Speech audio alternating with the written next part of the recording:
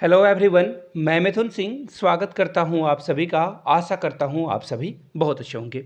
Army public school के pedagogy section को हम लोग देखेंगे। इससे पहले पेडागोजी के ऊपर 2-3 वीडियोस और जीके के ऊपर 2-3 वीडियोस आ चुकी है। प्लीज़ जाकर चेकआउट कर लें।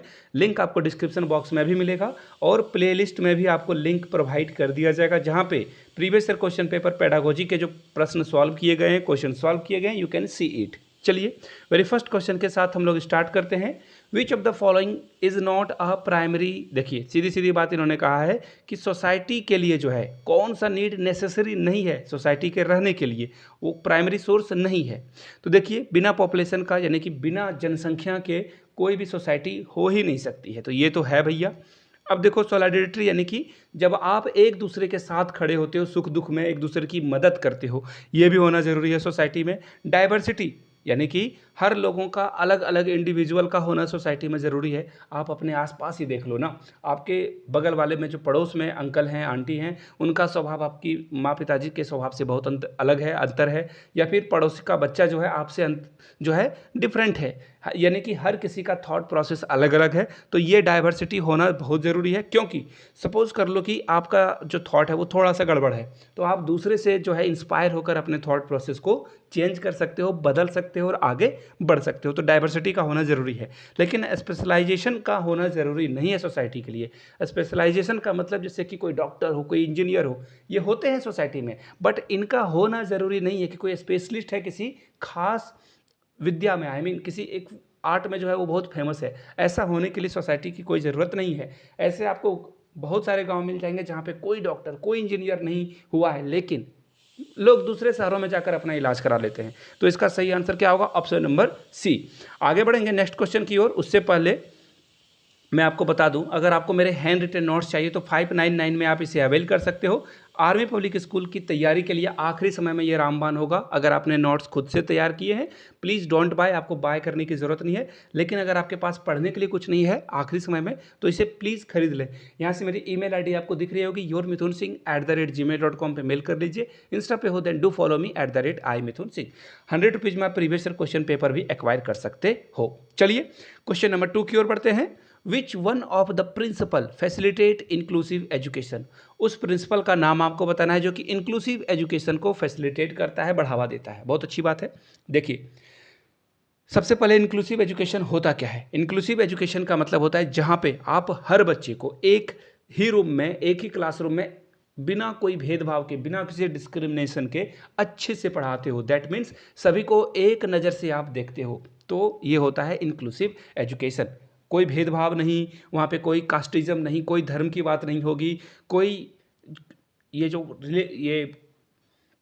रंग भेद की बात होती है ना, आई मीन उसे क्या बोलते हैं, नार्सिस्ट नहीं हो आप, बिल्कुल सबको जो है बराबर बराबर हक दिया जा रहा है, तो इसे बोलते हैं इंक्लूसिव एजुकेशन। अब बात आती है कि कौन सा प्रिंसिपल इस थ्योरी को बल देता है, फैसिलिटेट करता है। तो देखो इसका जो सही जवाब होगा, अगर आप ऑप्शंस को ध्यान से पढ़ोगे तो देखिए ऑप्शन सी में मिलेगा, the views of a student should be given due important. यानी कि हर बच्चे का जो पॉइंट ऑफ व्यू है, ओपिनियन है, इसे आप वैल्यू करते हो, यानी कि उसे इंकरेज करते हो कि तुम्हारे जो मौलिक विचार हैं वो आप रख सकते हो। यानी कि हर बच्चे की जो है आप कदर कर रहे हो, वैल्यू कर रहे हो। सही जवाब आपका होगा ऑप्शन नंबर सी।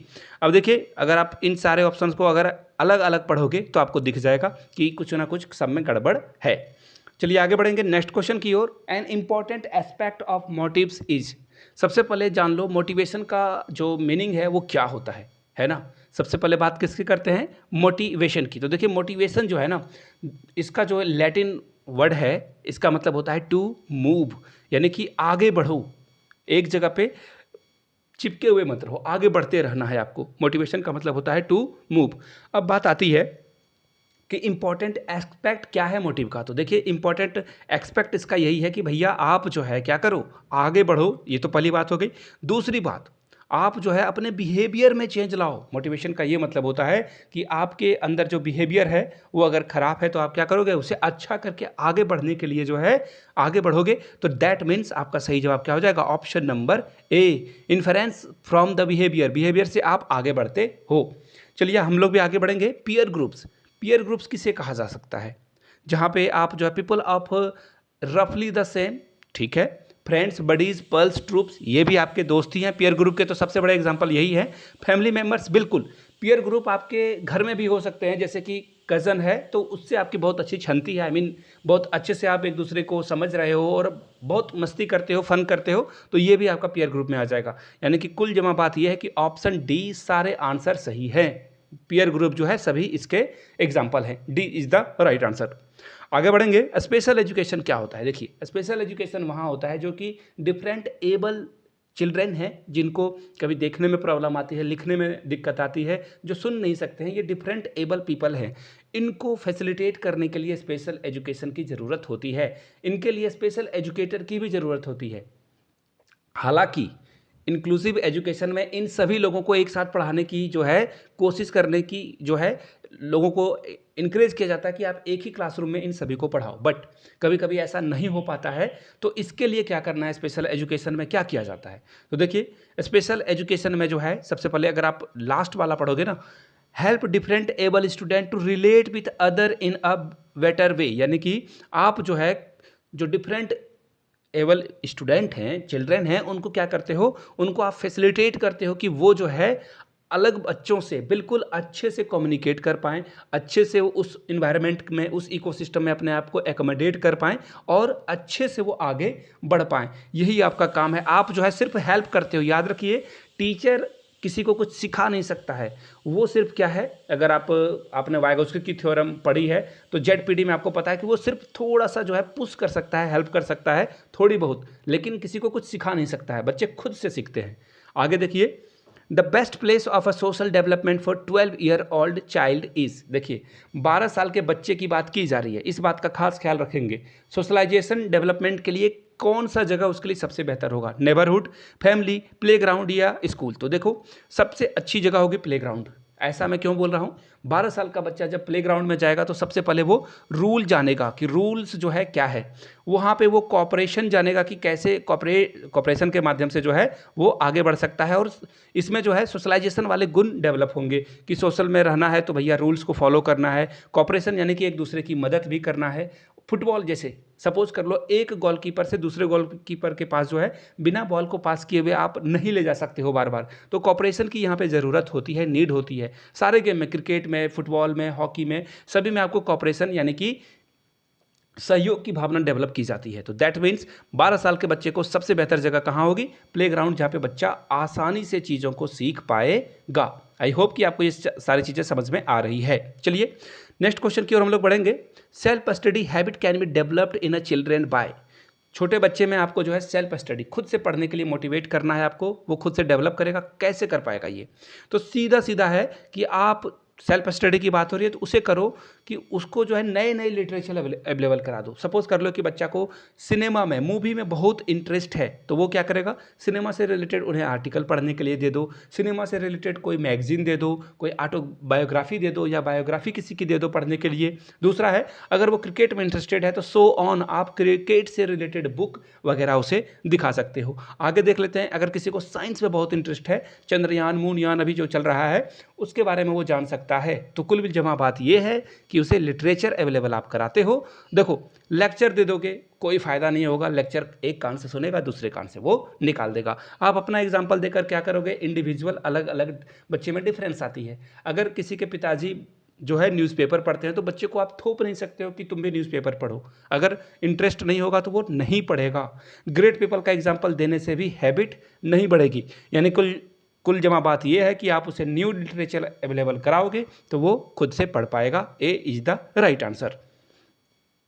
नेक्स्ट क्वेश्चन देखिए, the most intense and crucial crucial जो सोशलाइजेशन है ये कब प्लेस होता है, कब जो है ये आगे बढ़ता है? तो देखिए, किस दौरान सबसे ज़्यादा जो है उसकी क्रूशियल स्टेज है, वो बोलता है ना स्ट्रॉन्ग वाली एज। और आपको पता हो गया होगा कि स्ट्रॉन्ग वाली एज किसे कहते हैं, ड्यूरिंग एडोलेसेंस में, जहाँ पे बच्चे के अंदर जो है बहुत सारे हार्मोन्स डेवलप होते हैं, वो रिबेलियन बनना चाहता है, हर रूल को तोड़ना चाहता है वो। तो इसका सही जवाब होगा ऑप्शन नंबर ए, यानी कि बच्चा जो है किसी भी रूल को फॉलो करना नहीं चाहता है इस टाइम पे आके। तो सही जवाब आपका क्या हो जाएगा, ऑप्शन नंबर ए। चलिए आगे बढ़ेंगे। अगला सवाल देखिए, which of the following motives are considered as a primary motives. किन मोटिव्स को जो है प्राइमरी मोटिव कहा गया है। अगर आप हायरार्की देखोगे, मैस्लो वाली हायरार्की, तो सबसे नीचे क्या आता है? फूड आता है, यानी सबसे पहले क्या आता है? फूड आता है। लोगों को फूड, वाटर, रेस्ट चाहिए होता है सबसे पहले, है ना। अगर पेट भर गया, फिर वो जो है ये डिसाइड करेगा कि भैया ये सुरक्षित जगह है कि नहीं। फिर वो सिक्योरिटी की बात करेगा। किसकी बात करेगा? सुरक्षा की बात करेगा। इसके बाद वो लव चाहता है, प्यार चाहता है। फिर ये अगर उसे खाना मिल गया, सिक्योरिटी मिल गई, फिर वो प्यार चाहेगा। तो यहाँ पे वो रिलेशन बनाता है, फ्रेंड्स बनाता है ना, दोस्त भी यहाँ पे वो बनाएगा। आगे देखिए, इसके बाद जो है वो स्टीम यानी कि कुछ अचीव करने की कोशिश करेगा, एकोमोडेट करने की कोशिश करेगा। इसके बाद आखिरी में सेल्फ, अपने आप से जो है, अगर सपोज कर लो किसी को घर बनाना है या किसी को पर्सनल माइलस्टोन करनी है, तो वो सबसे आखिरी में आएगा। सबसे पहले क्या आएगा? फूड आएगा। और आपसे देखिए पूछा क्या गया है, प्राइमरी मोटिव पूछा गया है, तो क्या आ जाएगा? देखो, जो फूड है, रेस्ट है, नीड है, वाटर है, ये सब ये जो साइकोलॉजिकल मोटिव्स है, इसमें आता है। डी इसका सही जवाब होगा। हायरार्की मैस्लो की जरूर पढ़ लीजिएगा, हर बार एक ना एक सवाल पूछा गया है। आगे देखते हैं, an example of a severe emotional disturbance would be. देखिए, बहुत ज़्यादा सीरियस अगर कोई डिस्टर्ब है ना, तो वो क्या करेगा? नहीं बात करेगा। ठीक है, हम लोग आस पास में भी जो है कभी कभी डिस्टर्ब हो जाते हैं, तो जो है बात करना बंद कर देते हैं। ये बहुत नॉर्मल है, ये बहुत सीवियर तो है नहीं। क्राइंग, रोना नहीं, बिल्कुल नहीं। रोना कोई बुरी बात नहीं है। पता नहीं हमारे सोसाइटी में बार बार इसे इस तरह से किया गया कि जो बच्चा रोता है वो कमज़ोर है, वो आगे नहीं बढ़ सकता। बहुत ही गलत बात है। रोना बहुत ज़रूरी चीज़ है। अब देखिए, टेकिंग बैक, ये भी सही नहीं है। इसका सीधा सीधा आंसर होगा कि जब बच्चा समाज में जाने से हिचकिचाने लगे, कटने लगे, that's the answer. Social withdrawal, यानी कि जब बच्चा सोसाइटी में जाने से क्या करेगा? घबराना शुरू हो जाएगा। डी आपका सही जवाब होगा।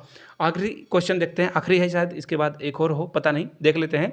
The use of a teacher made test. देखो, मैं अगर इस क्वेश्चन को बता दूं तो देखो, आप की फैक्टर देख लो। एसेसिंग, यानी कि बच्चे को आप एसेस कर रहे हो कि बच्चा कितना सीखा, इसका क्या डिसएडवांटेज होता है, ये आपको बताना है। स्टैंडर्डाइज्ड टेस्ट की बात की जा रही है। ठीक है, देखो, सबसे पहली बात, स्टैंडर्डाइज्ड टेस्ट क्या होता है कि एक क्वेश्चन पेपर प्रिंट होके आया, बच्चे उसके आंसर लिखते हैं, आप नोटबुक को चेक करते हो और बच्चे को एसेस करते हो। ये बहुत ही बेकार तरीका है। स्टैंडर्डाइज्ड टेस्ट अच्छे नहीं होते हैं, इतनी बात आप समझ लो। क्लियर है? अब पूछा गया कि डिसएडवांटेज क्या है स्टैंडर्डाइज्ड टेस्ट का। ठीक है, तो अगर आप सारे ऑप्शंस को ध्यान से पढ़ोगे तो देखिए क्या क्या इसका नेगेटिव इंपैक्ट आता है। तो देखो, डी नंबर अगर आप पढ़ते हो, तो जो स्टैंडर्डाइज्ड टेस्ट है ना, ये जो स्पेशल नीड है डिसएडवांटेज ग्रुप की, कोई बच्चा अगर जो है अच्छे से पढ़ नहीं पा रहा है, अच्छे से बोल नहीं पा रहा है, तो उसे ये जो है अच्छे से फाइंड आउट नहीं कर पाता है। तो इसका डी आंसर करेक्ट है, याद रखिएगा। चलिए, एक और क्वेश्चन आखिरी है, ये देख लो। Children's attitudes toward persons of a different ethnic group are generally based upon. देखो, अलग अलग ग्रुप, अलग अलग रिलीजन, अलग अलग जाति के लोगों के प्रति जो है किसी का बच्चे का व्यवहार किस तरह है, ये डिपेंड करेगा उनके माता पिता के ऊपर। अगर माँ पिताजी बोले कि हमें सभी को जो है एक समान ह्यूमन बीइंग की तरह देखना चाहिए, तो बच्चे के अंदर ये खुद ब खुद भावना आ जाएगी। अगर कोई बच्चा अलग अलग धर्मों को समान धर्म से देखने की कोशिश उसके माँ बाप करने की कोशिश कराते हैं कि भैया सभी धर्म एक ही हैं, है ना, सभी धर्म को सम्मान करना चाहिए, आप किसी धर्म को फॉलो नहीं करते हो, इसका मतलब ये नहीं कि आप उसका मजाक उड़ाओ या फिर उस पर उंगली उठाओ। तो ये सारे चीज़ जो है माँ बाप के द्वारा जो है बच्चे के अंदर रखा जाता है, लेकिन आगे चलकर दोस्त से भी वो इन्फ्लुएंस होता है और भी बहुत सारी चीज़ें हैं। बट सी इसका सबसे सही जवाब है, सी के साथ आपको जाना था। आखिरी में फिर से बता दूं, अगर आपको मेरे हैंड रिटन नोट चाहिए तो 599 में आप इसे एक्वायर कर सकते हो। ईमेल आईडी देख लो, yourmithunsingh@gmail.com पे मेल कर लीजिए। इंस्टा पे हो then do follow me @iMithunSingh। वहाँ से जो है आपको प्रीवियस क्वेश्चन पेपर 100 रुपीज़ में और मेरे हैंड रिटन नोट्स 599 में मिल जाएंगे। ईमेल आईडी और इंस्टा आईडी मैंने आप लोगों को बता दी, जिन्हें चाहिए होगा ईमेल कर दीजिए। वीडियो यहाँ तक देख ली है तो एक बार जय हिंद जरूर लिखिएगा, ताकि मुझे भी पता चल सके कितने लोगों ने वीडियो यहाँ तक देख ली है। Thank you so much for watching this video. Have a good day.